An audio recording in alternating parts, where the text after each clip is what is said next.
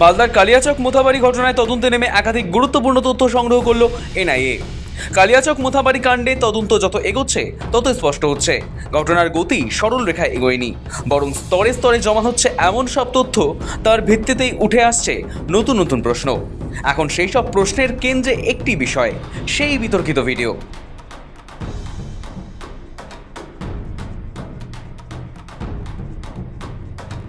শুক্রবারই কলকাতা থেকে রওনা দিয়ে এনআইএ তদন্তকারী দল সরাসরি পৌঁছায় ঘটনাস্থলে। নেতৃত্বে ছিলেন আইজি সোনিয়া সিং। সেখানেই শুরু হয় প্রাথমিক অনুসন্ধান, প্রত্যক্ষদর্শীদের সঙ্গে কথা বলা, স্থানীয় পরিস্থিতি বোঝা এবং সবথেকে গুরুত্বপূর্ণ পুলিশের কাছ থেকে সংগ্রহ করা একাধিক ভিডিও ফুটেজ খতিয়ে দেখার কাজে নামেন তদন্তকারীরা। এই ফুটেজগুলোই এখন তদন্তের কোর অ্যাসেট, কারণ ঘটনার সময় ঠিক কী হয়েছিল তা বোঝার ক্ষেত্রে এই ভিডিওগুলোই হতে পারে সবচেয়ে নির্ভরযোগ্য সূত্র। তদন্তের টাইমলাইন অনুযায়ী প্রথমে স্থানীয় প্রশাসনের কাছে খবর পৌঁছয়, এরপর পুলিশ ঘটনাস্থলে যায় এবং পরিস্থিতি নিয়ন্ত্রণে আনার চেষ্টা করে। কিন্তু এখানেই প্রশ্ন উঠছে, পুলিশ ঠিক কখন খবর পায় এবং ঘটনাস্থলে পৌঁছতে কতটা সময় নেয়? এনআইএ এই সময়ের ব্যবধানটা খুঁটিয়ে দেখছে, কারণ ঘটনার তীব্রতা এবং তার বিস্তার অনেকটাই নির্ভর করে প্রাথমিক প্রতিক্রিয়ার উপর।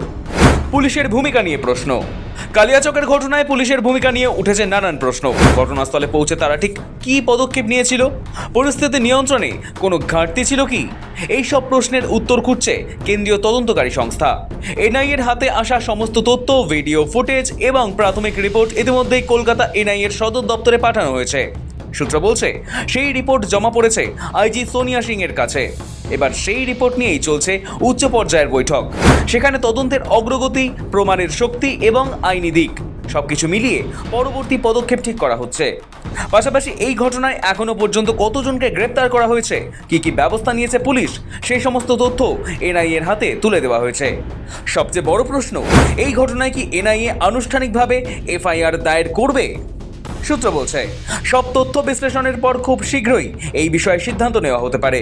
এর মধ্যেই সামনে এসেছে আরও একটি বিতর্কিত দিক, কালিয়াচক কাণ্ডে গ্রেপ্তার হওয়া মোফাক্কেরুল ইসলামকে ঘিরে রাজনৈতিক যোগের জল্পনা। জানা গিয়েছে 2021 সালের বিধানসভা নির্বাচনে তিনি এআইএমআইএম এর প্রার্থী ছিলেন। তবে শুক্রবার আদালতে তোলার সময় মোফাক্কেরুল নিজেই দাবি করেছেন তার সঙ্গে ওই দলের কোনো সম্পর্ক নেই। বৈধ ভোটার যতক্ষণ না লিস্টে উঠবে ততক্ষণ আন্দোলন জারি থাকবে। হ্যাঁ, তো এটার জন্য কি আপনাকে দল থেকে কিন্তু বারবার যেটা মুখ্যমন্ত্রী তিনিও আজকে বলেছেন যে জানে না, বিনা করতে বক্তব্য দিয়েছে। বৈধ ভোটার যতক্ষণ না লিস্ট হবে আন্দোলন চলবে। তাই বলে আপনি বিচারকদের গোটা রাত এইভাবে আটকে রাখতে ইন্ধন দেবেন? প্রমাণ যদি দেখাতে পারে তা বলবে। আপনি কি অ্যাডভোকেট দেখেন? উস্কানিমূলক বক্তব্যের জন্য একবার ভাই আপনি কি মিম অ্যাডভোকেট হয়ে এই ধরনের আচরণ আপনার এই ধরনের কোন কি ধরনের আচরণ? এই যে আপনি বৈধ ভোটার লিস্ট, বৈধ নাগরিকের লিস্টে যতক্ষণ না চলবে আন্দোলন চলবে গণতান্ত্রিক পদ্ধতিতে। বলছি মিম দলের সঙ্গে আপনি কি মিম দলের সঙ্গে আছেন এখনো? কোন দলের সাথে আমি- মিম দলের সঙ্গে যে না, না, কোনো রাজনৈতিক- 21 সালে ভোটে দাঁড়িয়েছিলেন মিম দলের থেকে? আমি resign করেছি। আপনি ভোটে দাঁড়িয়েছিলেন তো? নেই বললাম তো আপনার।